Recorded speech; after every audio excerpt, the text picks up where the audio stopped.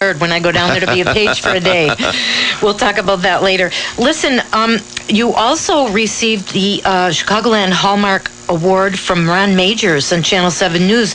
Want to tell us a little bit about that? I'm on the board of 14 charities, and I'm on the executive committee of 9 others.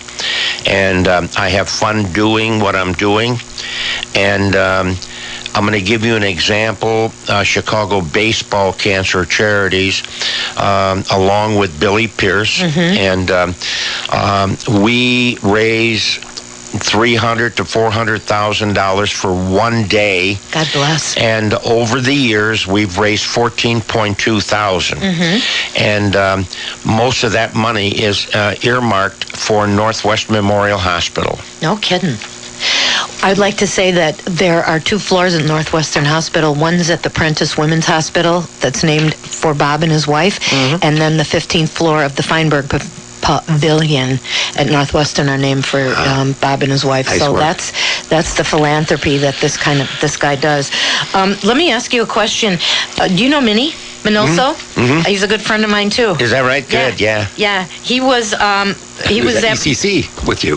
He was That's at his autograph from that day. Oh, you got it. Yeah, right there, Minnie. Arrest us, Minnie Minoso, kid. Wow. Anyway, I was at an event with him one time, and somebody asked him, was it an honor and a thrill for you to be part of the White Sox? And he said, it was an honor and a thrill every day that I put that uniform on. Yeah. Yes. And even today when he represents them. Yes. Yes. Yeah. You can see it in his eyes. You can see it in his face. He is one incredible human being. And he should be your next Hall of Famer in the Ron Santo category, perhaps next year. Why isn't he? Because I have written them several times. Got a late start, and he had a good career, had a good, solid career, and since he was, his age is always a question, Bob. So. Well, the one thing, too, is that Billy Pierce, a 211-game winner, should be in the Hall of Fame.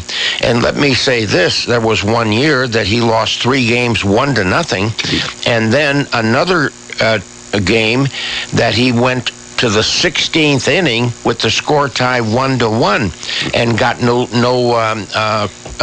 win or no loss. But what I'm saying is, if you added another 4 wins onto his, that 1 year, it makes a big difference.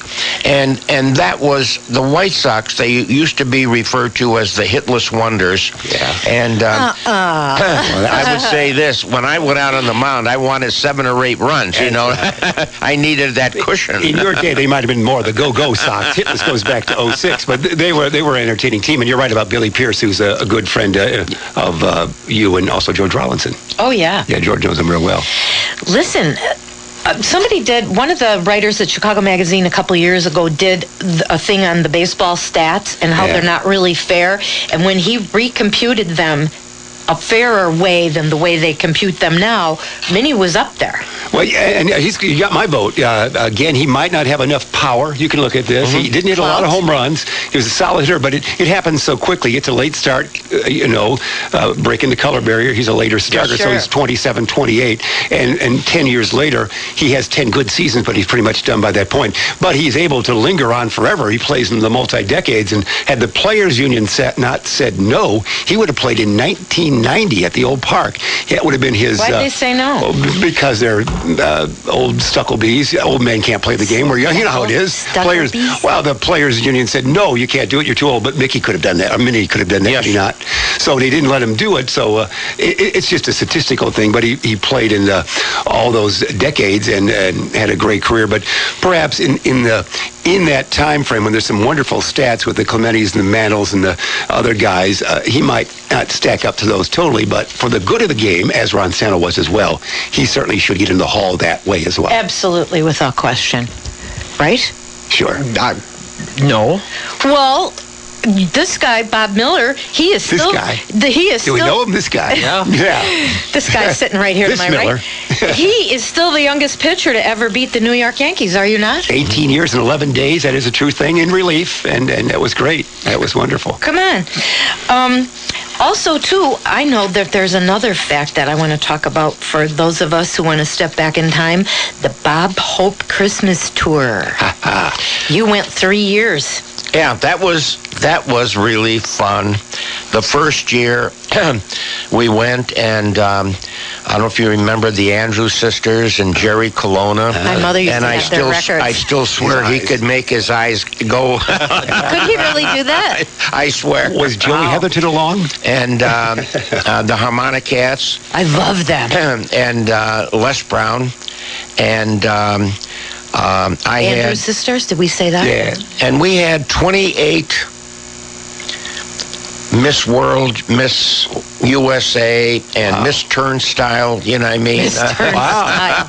This red marker pen. Yeah, and it was really funny. And and we entertained the troops the first year in Europe. What years were those? That was in 1954. Wow, you're a kid. 55 and 56. Wow, that's great. And excuse me.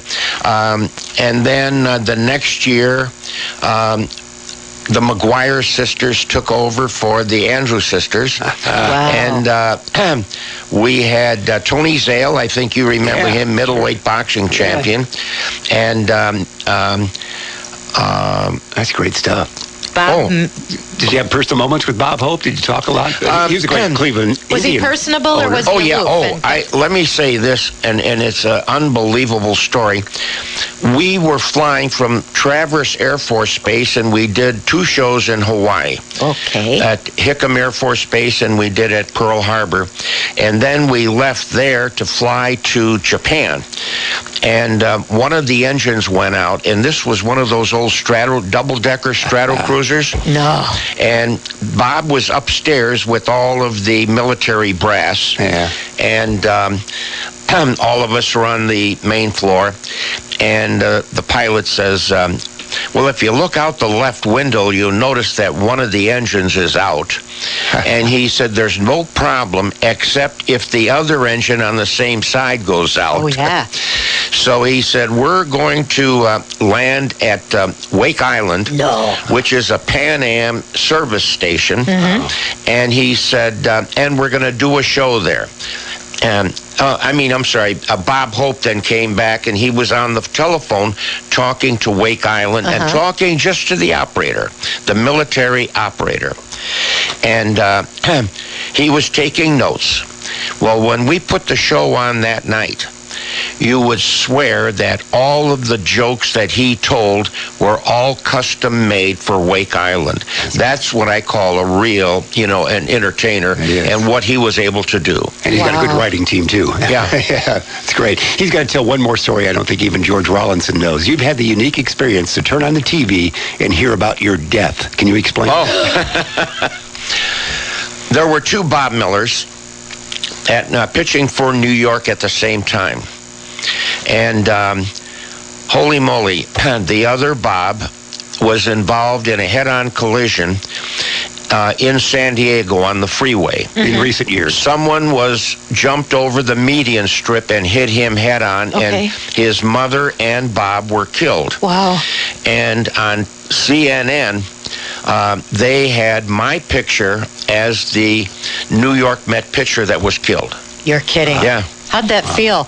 Did you gasp?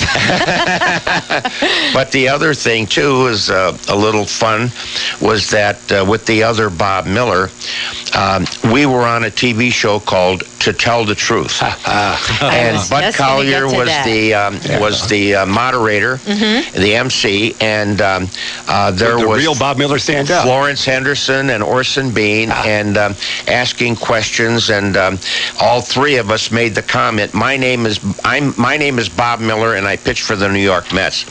Well, then when they said, well, the real Bob Miller stand, we kind of all did a little musical chair thing, and the 2 of us stood, which no one could believe it. It's the first time in that show's history that they ever had that. And then there was a little commercial, and then Bud Collier asked, Bob Miller, number 3, what is your real name, and what do you do for a living? He said, my name is Bob Miller, and I pitch for the Philadelphia Phillies. The place came down. That's right. The place came down. That's great. Biggest rerun they ever had. I can imagine. Is that up on Facebook now? We should see that. I mean, on YouTube. That's great. That should be on YouTube, yeah, it's don't wonderful. you think? Wonderful. Yeah, the Bob Miller of Philadelphia, right. Listen, when you were overseas with Bob Hope doing the tours, did you get any? Were you in Philippines at all? Yes, and we were President Magsaysay. Okay. We ended up staying at the Presidential Palace, which was just unbelievable. Wow. I never saw so much gold in my life. I've seen it. Yeah. I did a manufacturing project when I was a plus-size clothing designer. Yeah. And a trading company in the Phils, it paid for me to come over for a month, 6 weeks, and we did manufacturing in Philippines, and then we went over to China. Yeah. And I have been to Corregidor and Bataan. Yeah. Can you believe that? Yeah. Did you meet President Magsaysay? President Magsaysay, I visited his grave, I have to be honest. Yeah. All right. But, we ended up at Leyte and then at Mindanao and Corregidor. Mm-hmm. And that was an exciting experience. And that we did that on the third year. And along with that, we did Okinawa, Iwo Jima, Tinian. Wow. All of where we had military installations, Guam and Samoa. And it was a tremendous, interesting experience. The one thing is, taking off and landing in that super fortress that we had on some of those small runways, sure, they on needed those a long little islands. runway. We'd land, and the runway started 1 foot from where the water was, Yes. and it ended 1 foot where the water was on the other side of the island. That's a Hail Mary. But it was truly a great experience. What was one of your favorite of all the Bob Hope tours? What was one of your favorite, one or two of your favorite moments you could tell us about? I thought that when we were in South Korea, only because we were up at the DMZ area, and we were actually staying in the Quonset huts, and the players there, the soldiers there, yes, they were on alert almost all the time. And so they really appreciated us coming up to that area and to entertain them. You know what I mean? They really enjoyed it, and so that made us feel good. Oh, sure. Yeah. Tell me something. What about some of those ocean cruises that you love to go on? You get invited on a whole bunch of ocean cruises, I know that. I've been on, my wife and I have been on 47, and 40 of them where I've been the celebrity on board. Wow. COB. Celebrity on board. I aspire to be a celebrity on board. Also, too, we have, let me see that picture. You have it in color. Bob is involved in many charities, as he said, and here is a picture that I think is terrific. And he's playing around for charity, and he's participated in the Frank Sinatra Celebrity Golf Tournament in Palm Springs. Pictured left to right are Ken Rizzuto, Executive Director, our very own Bob Miller. Next to him, Robert Wagner, Kirk Douglas, Barbara Sinatra, Jack Lemmon, Angie Dickinson, and Tom Dreesen. Now, does this guy know how to hang with some cool people or what? It's the new Rat Pack. Isn't that the truth? Who was your favorite person of the celebrities to meet? Who did you like the absolute best? Bob Hope, Frank Sinatra, Tommy Dreesen? I've enjoyed everybody? Yeah. I've had a lot of fun, and quite frankly, my wife and I always kid each other and saying how we reacted in meeting so many of the big celebrities at the Frank Sinatra. We were like two kids, acknowledging, oh, there's so-and-so, there's so-and-so, and I think they would be saying the same thing about you. Well, the one thing is that all of a sudden, after 4 or 5 years, you become a regular, and it's really neat where they start coming over and saying, "Hey, Bobby, how are you?" And it's fun to be a regular, and to be recognized as that, and it was a lot of fun. And I won the Sinatra twice, and wow, it was. Not only can he pitch, this guy can golf. Good. You have trophies? Good. Well, I eagled the last hole in 2008 to win. Wow. In 2008? Mm-hmm. Wow. Nice eagle. I think Tiger Woods needs you too. Yes, maybe. You know what I'm saying? I'm just saying. You're listening to the Laura Dion-Jones Show. We're on the air live with Bob Miller, legendary Major League Baseball player, famed Chicago philanthropist and entrepreneur. We're talking about all sorts of interesting stuff today, and Mikey has a question. I've been waiting patiently. You got to raise your hand. I just did. One if by land, two if by sea. I know we're running out of time. Bob, where's your favorite place to play baseball? Favorite stadium? Wherever I pitched well. But off the top of your head, can you tell us? I would say this. I had been very lucky pitching against the Yankees in Yankee Stadium, and I enjoyed pitching in Detroit. I had a good success story there, and I think Cincinnati was tough only because the terraced outfield. That's Crosley Field. Yeah, at Crosley Field. And that was a nightmare. Yeah, it went up, didn't it? Why? And it tapered up so that, it was. I get it. And we used to all kid each other that the billy goats used to come there, and that's how they cut the grass. Sure. Wow, you could lose the ball in the grass, eh? They played there until the 70s season. That's when the new ballparks took over. Yeah. It was a great park. For many years, I had a friend. I dated a sports writer, kind of a noted sports writer. I want to say his name. Go ahead. No, I can't. Go ahead.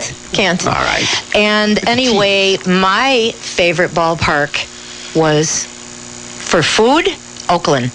Wow. Oakland and Candlestick. Yeah. That might be on the bottom Food-wise, of most what lists. else would a girl rate? You're sitting in the press box with the binoculars, you know what I mean? Looking at the crowd, not paying attention to the game. Food spread like you can't even believe. Wow. Best food, Oakland and Candlestick. Well, the one thing is, Candlestick was tough to play in because there were so many convectional wind currents I was going to say that within the ballpark. And I remember one time when I was on the mound that there was a high pop-up hit in the infield, and the second baseman called for it near the mound, and the ball actually ended up in foul territory at third base. Wow. Wow. Holy smoke. You have all your uniforms and everything from the old days. You don't? No, Nothing? Minnie's got them. I know. I've been Minnie's house for dinner several times. It's like a shrine. I had donated them. Yeah. Oh, you did? Oh, like for charity auctions and what? Bravo. Bob, I have a follow-up question. Modern baseball, who's your favorite player? Please just pick one. Good question. Yeah. Did I pull a Laura Dion-Jones question? Yeah. I'm impressed. Okay. The one thing is, when I became the chairman of the Players Association, all of a sudden you had to, you could no longer identify with one team or identify with one player. Sure. And I had been a Cub fan when I was a kid, and in Berwyn. In Berwyn, everybody there was a Cub fan. And so I watched both the Cubs and Sox, but if I had the choice between watching both of them on TV at the same time, I probably would watch more of the Cubs. And they didn't have split screen in those days either. Picture within a picture, eh? So at that time, who was your favorite player? Yeah, I'm sorry. Of those time frame Cubs growing up, 1949 and 50 Cubs, who's your favorite? It's almost. I'll tell you one thing. I mean, when they had Billy Williams and they had Randy Hundley, and as a matter of fact, I was talking to Billy today. And he is much involved, and so is Randy, with regard to playing in so many charity events for me. Yeah. You would have faced Billy Williams, would you not? He's rookie of 61, so you would have thrown against him. Yeah. All right. That fits then. Billy Williams. Billy Leo Williams. He's born in 38. That's your current player. There you go. I'm dusted when it comes to sports. I told you I didn't pay enough attention when I was in the press box all those years. Yeah. Anyway, let me ask you a kind of a question, business question. If you're going to give our listeners a piece of advice, what is the big thing, so to speak, that you would tell them? I would say this: when I got involved in the business community, I just made 100% commitment. I was the first one in the office and the last one to leave. And I enjoyed it, and I had a good working relationship, with those that work for me. And all of a sudden, they made a commitment that they were doing more than 100%, and all of that helped. I had a great support level. Yeah. You're lucky. That's wonderful. What's the one secret of your success? Would you say? A lot of luck. A lot of bull. But who says it, Andretti? Who says success when inspiration and perspiration meet? I forgot who said that. Anyway, it's not all luck, but it is, a lot of it is luck. I do. The harder I work, the luckier I got. That sounds like a yogiism, is it?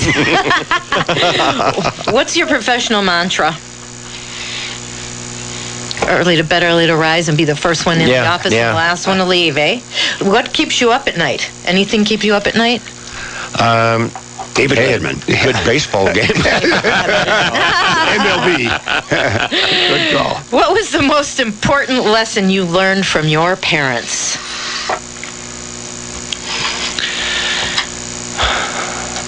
You throw knuckleballs now. I think at that time, making 100% commitment To the And whether going it to be college school, as well. whether it be school or things, and when you made the commitment, live by it. It's a good piece of advice for all of us. One or two more questions. What types of things get you really charged up in the work that you do? What is that kernel, that secret kernel that gets you jazzed? I think when you have success in the charity work, the better you do, the better you feel. Very good. Do you have any regrets? No, I've been lucky. I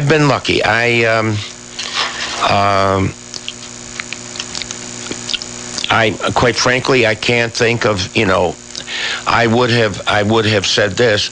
I wish that I did not have my wrist broken. Yeah, no kidding. And I would have liked to see, I was in the starting rotation. I was the youngest ever to be in a starting rotation. And I would like to have seen what I could have done, without being injured. Wow. Yeah. We'll call Pasquale and yell at him. Yeah. And you still are the youngest. You still hold that record. Yeah. What an honor to have you here on the Laura Dion-Jones show today, is it not? Oh yeah, Mikey? my goodness. Well, Bob, it's that time again. So what would you like to leave our listeners with? What about one Casey Stengel story? Okay, yes. A Casey Stengel. Or another yogiism. We'll take either one. We'll take them both. Well, one time, Yogi, and this was a Casey deal. Casey came to the mound and he said, "How do you feel?" I said, "Gee, I'm feeling pretty good, Skip. I'm not tired." He said, "You may not be tired, but your outfielders are." That's pretty good. That's good. Oh, my God. And What did Casey call you? Because he had two Bob Millers. He called you something different. call me Nelson. Yeah. Why did he call you Nelson? Because he's Casey There Stengel. was one time he called the bullpen. He said, "Get the left-hander up." And Pignatano said, "Who do you want, Bob Miller, or do you want Ken McKenzie?" He said, "Give me Tommy Byrne." And Pignatano said, "He retired 7 years ago." Bob Miller, or do you want Bob Miller? That's right. If I can, one that was really funny, at the Frank Sinatra, I was sitting at the table with Chad Everett, Peter Marshall, Medical stories. Ron Masak, and Raleigh Fingers. Raleigh and Fingers. So anyway, up comes Yogi and Joe Torre, and they sat down. And I said, "Gee, Yogi, congratulations on that Aflac commercial." I said, "I hope you have residuals." "Oh yeah, whatever that means." And I said, "It's amazing. You're on for 30 days, then someone else comes, but then they bring you back, then there's someone else, but then they bring you back again." And so about 5 minutes later, out of the clear blue, and you had to see the expression on his face, "Guys, that duck really can't talk."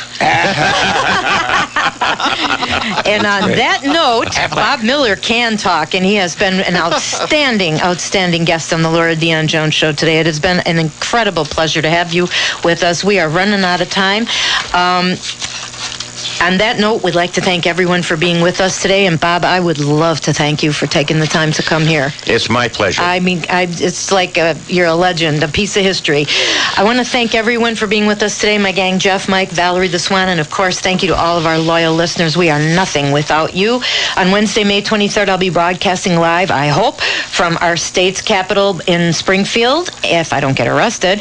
And Illinois State Senator Carol Pancaw has invited me to be a page for a day, so this ought to be real interesting. Please join us every Wednesday afternoon from 3 to 4 p.m. on the Laura Dion-Jones Show. Tune in next week. We're going to talk, all kinds of stuff, meditation, and, I mean, you just never know what we're going to be talking about here. Today's show has been brought to you by Dr. Claire Oleus. And snobhounds.com. Think Nike meets Donna Karen, but for canines. And thanks again, Casey, for making this show and all of our shows possible. Please get everyone you know to read my weekly motivational blog at bocajump.com. This is Laura Dion-Jones, and I have one last thing to tell you. And apparently, somebody told me this. Apparently, we're supposed to be more outraged about what Mitt Romney does with his money than what Barack and Michelle Obama do with ours. I'm just saying. Somebody emailed me that this morning. Thanks for listening. See you next week. Keep all of our troops over in the Middle East and around the globe in our prayers. We absolutely love being here with you always. Mikey, thanks for the happy. And an oldie, but not a moldie. I just can't give you up. Average White Band. You know the drill, kids. Download it. Get your butts out walking. Your life depends on it. Semper Fi, kids, and pray for peace. I hope we see you next week. Oh.